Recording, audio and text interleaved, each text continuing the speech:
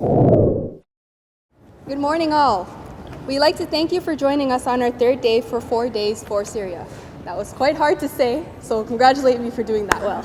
Okay. As you may know, our goal for this week involves initiation of active dialogue using Syria as the basis to express global issues.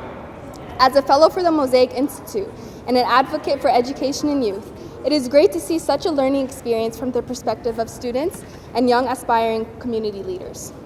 With that being said, I am honored to be hosting today's event as we allow these voices to be heard through the medium of poetic expression. Today, we introduce Zainab Aidid, a Toronto-based writer, speaker, spoken word artist, and educator. Zainab is a student at University of Toronto, completing a double major in equity studies and anthropology. Born of Somali origin, she draws upon her experience navigating the world as a Black Muslim woman. Inspired by her life, Zainab hopes that her work will guide young people in finding their voices while creating a space for alternative negatives. Kareem Bennett is a Caribbean-Canadian writer and artist. He hails from Toronto's West End. His work deals with issues regarding Blackness, discrimination, and marginalization. He works with youth as a community organizer and facilitates a series of spoken word workshops in the Jane and Finch community. He hopes with his art that he can inspire defranchised youth to pursue their dreams. Naseem Askari is an 18-year-old Muslim thinker, dreamer, and seeker. She is a student who passionately writes and performs poetry. Naseem began writing at the age of 10 when she decided to use her voice and written words to express herself and bring awareness to issues that are often undermined by today's society. Naseem has shared her poems in many events and poetry slams. Her poems will soon be available in her upcoming book titled What Was Swept Under the Persian Rug. Shadia Aidid is a spoken word artist and singer, often fusing both art forms of storytelling and song in her delivery. At York University, she studies environmental studies and is president of Regenesis, an environmental organization on campus. Help us introduce our poets today. Thank you.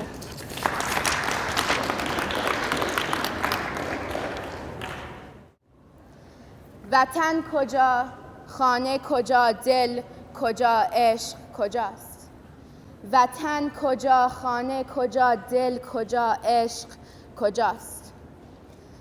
This immigrant family pretends to be okay with Canada's freezing cold weather.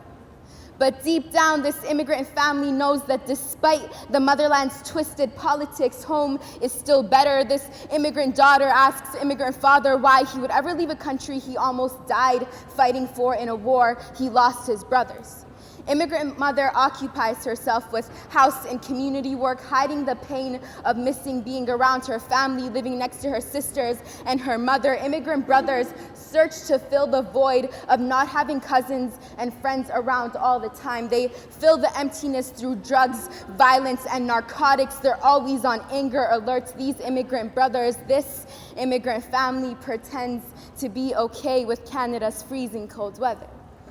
وطن کجا، خانه کجا، دل کجا، عشق کجاست؟ وطن کجا، خانه کجا، دل کجا، عشق کجاست? This immigrant daughter, immigrant sister, immigrant girl turning into woman is stuck in between places, doesn't know where her place is, seems like outer space is the only place she'll feel at home, not in these earthly spaces where she doesn't even know where home is, so she found solace on empty spaces, in pages, in words, in art, knowing this too can sometimes be like a curse, but this immigrant daughter writes, this immigrant daughter writes, this immigrant daughter writes, وطن کجا، خانه کجا، دل کجا، عشق کجاست؟ وطن کجا، خانه کجا، دل کجا، عشق کجاست? Because we are the children who fell in between cracks. In between country maps, in between languages, cultures, oceans, borders, and fell out of the family back home's photographs, the ones who need to lose themselves to be found, the ones who drown themselves inside their own selves just so they can at least begin to call their body home. We are the children who can't call any land on this earth home because every house we lived and loved in has thrown us out while also taking the non-existing welcome mats by the front door. Vatan koja khane koja dil koja ishq kojast? Vatan koja khane koja dil koja ishq kojast? Thank you. So the piece I was saying there in Farsi, it translates to, where is the motherland, where is home, where is the heart, and where is love? And this next piece is called Mr. Middle East, and I wrote it after I came back from Iran this past summer. On my mind, on my mind, on my mind. I think of him often. He takes me back to my roots. I was walking on tight ropes, but he takes me back to my childhood. He's on my mind often, like the Middle Eastern sunshine. This is light I'm not running away from. I don't want to seek shade from his sun rays. I want to bask in every single inch of his not so fragile yet ever so delicate existence. I left the Middle East a long time ago. I was 5. We moved to Toronto in 2001, just a few months after 9/11, and now, since then, all my body's been receiving is bone-numbing, bone-freezing coldness. My body needs this. Allow him. Allow him to shine all across me, through me. This time, I don't mind my bittersweet black Persian tea burning my tongue. My ignorance and arrogance do just the same. He is my Middle East. He is my Middle East. He is my Middle East. Misunderstood, misinterpreted, and misrepresented, yet always the hot topic. Always brought up in serious and in petty conversations just because no matter how much they try to ruin and deteriorate his image and reputation, they know about his true greatness and importance. He says, my miss, if I could have just one word, it'd be splendid. And so I let him. Of course, I let him spill his heart out, even though he says that this heart is too heavy to pour out to another, that it'd be a burden. But I ask him to tell me he's never too much to carry, and by all others, he's always been unheard and silenced. They just use him. Sometimes sent him bloody wars to distract and confuse him. Sometimes sent him weapons, grenades, mines, Kalashnikovs, and AK-47s. Sometimes kill his family and friends, saying they want and need to teach him long-lasting, lifelong lessons. They empty his pockets and fill them with opium and meth, then blame him for reaching for them. They attempt to fix him, saying he doesn't know how to lead his own life, but only leave him more broken and bruised. When they try to help him, he is my Middle East. He is my Middle East. He is my Middle East. Misunderstood, misinterpreted, and misrepresented, but I understand him. He's like my birthplace.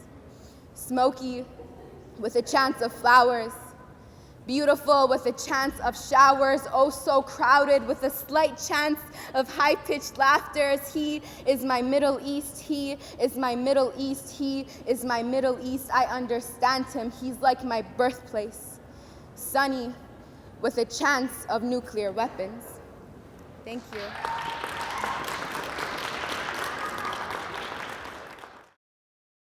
Have you ever felt foreign in your own country?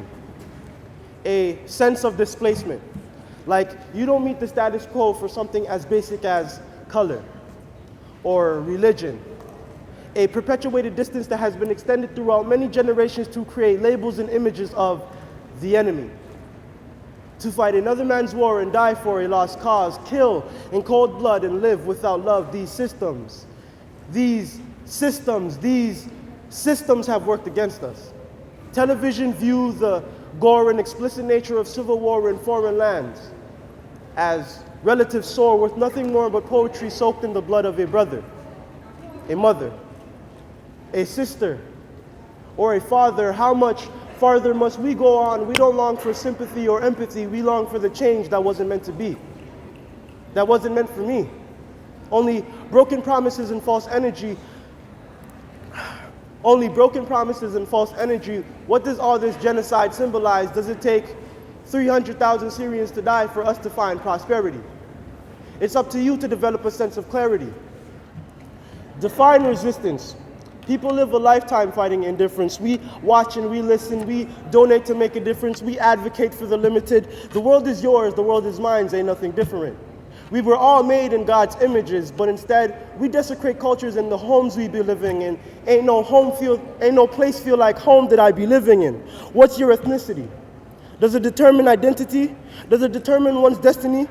We don't have to revolutionize ourselves to fight that which we revolt against the barriers that label black and third world as the enemy.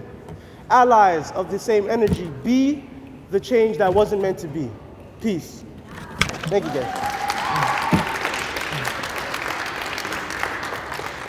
Suitcase, suitcase, suitcase, cased in stories of travel and migration and leaving, left behind salty seas and drowned memories, left behind mothers and fathers and children. Her suitcase, suitcase, suitcase always reminded me so much of home. And in a sea so vast, it always brought me comfort.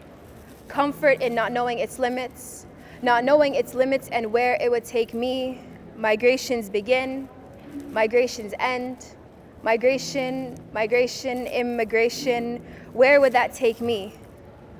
This journey of moving bodies and suitcases, carrying in them what's left of us, carrying spices, ground spices that taste like a yesterday that never imagined this would be our today. This is where we are today.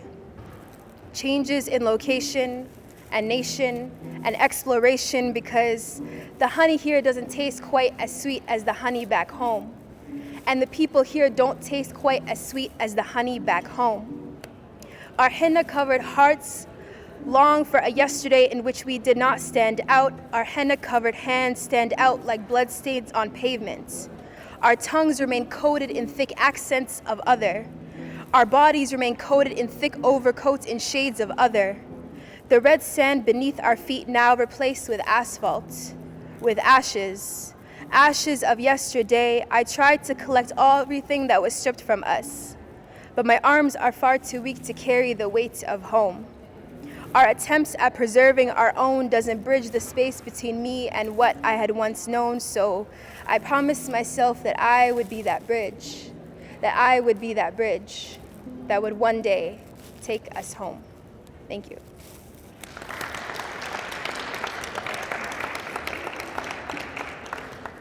We've fallen into the rhythm of assimilation. Colonizer's tongue masking your own mother tongue. Force-fed you the English language until you mastered how to recite your master's tongue. Pack and unpack until you forget where you're from. We've fallen into the rhythm of assimilation. A similar rhythm to conversations about multiculturalism and integration, but our black words were seen as too backwards, so we've lost our identity in translation. Loss of connection. Broken telephones telling their stories. In fragments over long distance phone calls, fragments. Conversations, displaced words, traveling. Long distances, they try to remember home. Open your mouth to speak, but your words can't break through borders. Drawn with red pastel by colonial imposters, carved nations into the backs of our mothers. Drew maps that locked bodies inside barren sand dunes. Left us with droughts and empty waters. Poisoned our sea and wondered why we turned to piracy. We navigate the tides of two cultures. We think in two languages. Diaspora. The children that fall between the cracks of continents, displaced, deserted, disconnected, the realities our kin face back home, disassembled, forced to put ourselves back together again, disheartened, disregarded, disappearing like the lives lost on the passage to asylum. We've spent too much time in the water. The most and the bari swishing in your belly like the sea that most of us have never Seen of a crime, of the murder of a people and the destruction of a country. We tried to find a home. We look at the lines on our palms, searching for a map to guide us, but our palms remain smooth and uncalloused, missing the ridges of hardship. They aren't rough like sandpaper, with some lifelines cut short. We haven't bled the way they've bled. How did we get so lucky? Our parents traded their last shilling for a dream, tried to maintain their deen. They sold their dahab for a dream, replaced it with skin lightening cream, trying to fit in a world never made from ma'awis and brown skin. In the western side of the world, living in the West End, the Rex End, where Somali women only speak to each other in proverbs and poetic passages. Their language open to them, but not. Where the halal meat store is a one-stop shop for food, dirhams, and news of back home. But we've fallen into the rhythm of assimilation. Colonizer's tongue masking your own mother tongue. Force-fed you the English language until you mastered how to write, recite your master's tongue. Pack and unpack until you forget where you're from. We've fallen into the rhythm of assimilation, a similar rhythm to conversations about multiculturalism and integration, but our black words were seen as too backwards. So we've lost our identity in translation. Thank you.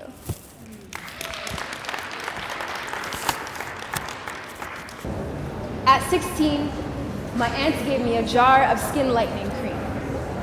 At 11, I relaxed my hair for the first time. At 5, I could tell you my white dolls were prettier than my other ones, and it was much before that I knew it was better not to be black.